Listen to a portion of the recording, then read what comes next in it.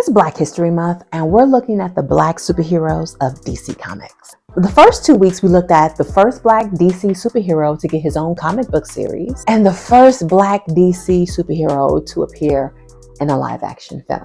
Today, we're going to talk about the first Black superheroine of DC Comics, Vixen. Now, I would consider her African American rather than Black.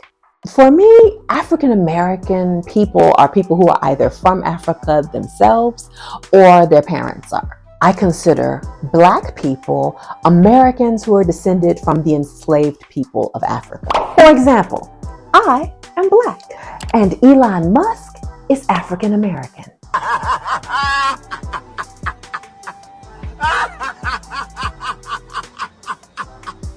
Vixen is originally from Africa. So who is Vixen? Basically, Vixen is DC's own version of Black Panther, but instead of being an African queen, she's from a small village in a fictional African nation. Her name is Mari Jiwe McCabe, and she is a supermodel in New York. She has a Tantu totem passed down to her through generations from the very first African hero. It allows her to harness the spirit of any animal, past or present, and use its abilities. Vixen was created in the late 70s by Jerry Conway and Bob Oxner. She first appeared in Action Comics number 521 in July 1981. She was supposed to be the first African American female character to star in her own comic book series at DC Comics, but her series was canceled in the DC implosion of 1978. After her debut in 1981, she primarily appeared in teen books like Justice League or Suicide Squad. She did not get her own comic series until 2008. Same year Obama was elected. She's had a few appearances outside of the comics, including 2 seasons on Legends of Tomorrow and a guest star on Arrow, which means she should have been mentioned in my Black Lightning video. Oops. She appeared in Justice League Unlimited, voiced by Gina Torres. You may know her from Serenity, and her character was in a relationship with the Green Lantern. Vixen also appeared in Batman the Brave and the Bold, voiced by Cree Summer. Freddy, from a different world, but also a voice-over queen, she voiced Penny from Inspector Gadget. That character was in a relationship with B'wana Beast. Vixen had some non-speaking cameo appearances in Teen Titans Go. She also appeared in Justice League Action, voiced by Jessica Nicole. She appeared in an animated self-titled web series voiced by Megalyn Echikunwoke as the older Mari McCabe and Kimberly Brooks as the younger self. But Vixen hailed from Detroit, Michigan. Mari also appeared on Arrow, portrayed by Echikunwoke. She also appeared in the second season of the animated web series Freedom Fighters The Ray, also voiced by Echikunwoke. Mari's grandmother and previous holder of the Vixen mantle, Amaya Jiwe, appears in the second and third season of Legends of Tomorrow, portrayed by Maisie Richardson-Sellers. An alternate universe version of Vixen named Vamp makes a non-speaking appearance in Justice League Crisis on Two Earths as a minor member of Crime Syndicate who can shapeshift into animals. She also appeared in Green Lantern, Beware My Power, and Justice League Crisis on Infinite Earth. And she was voiced by Keisha Sharp. You may remember her from Girlfriends. Vixen appears in Justice League, RWBY, Superheroes, and Huntsman, voiced by Oziama Akaga. So, how did we get Vixen? Jerry Conway was looking to create a new character. He looked at what DC already had and realized that they didn't have too many fully grown women, and no women of color.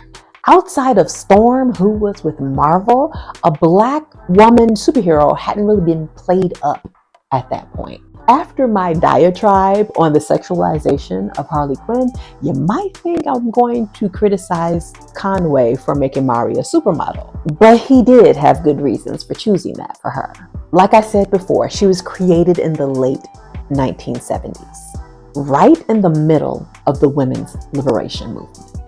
At that time, there weren't many high-powered careers for women. Jobs generally available to women at that time were clerical or teaching jobs. Not really careers that would allow Mari to have the resources to maintain a career as a superhero. Plus, on top of being a woman, she was also Black, which came with its own disadvantages.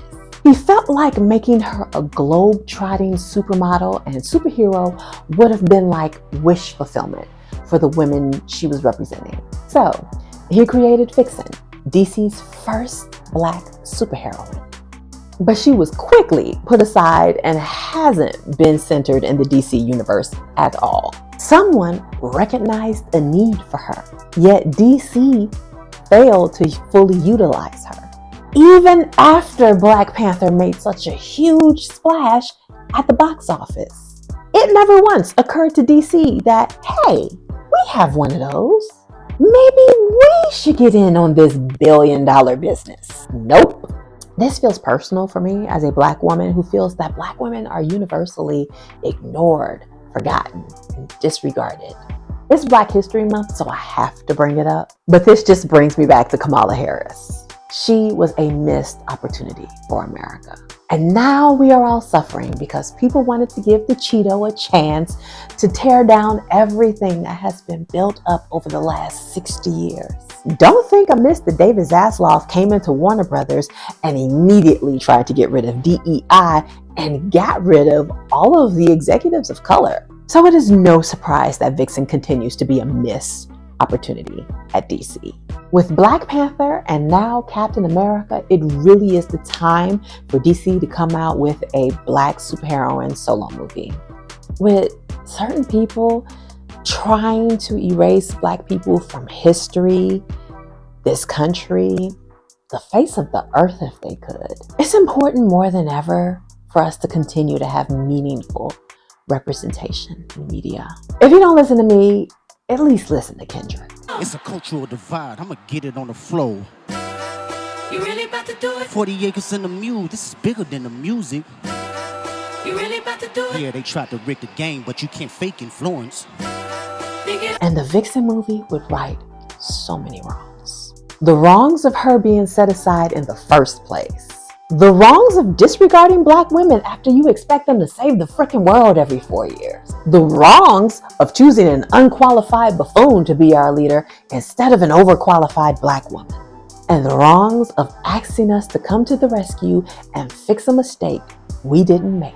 So, did you know Vixen was DC's first Black superheroine? I didn't. Do you think she should get her own movie? Let me know in the comments below. Come back next week when I conclude my Black History Month series with another Black superheroine. If you enjoy my videos, please support my channel by subscribing or donating through Ko-fi or Cash App. Or you can purchase merch related to my fantasy novel or just buy my fantasy novel, The Fairy Princess. And let's continue the conversation in the Fairy Princess Facebook group. All links in the description. Thanks.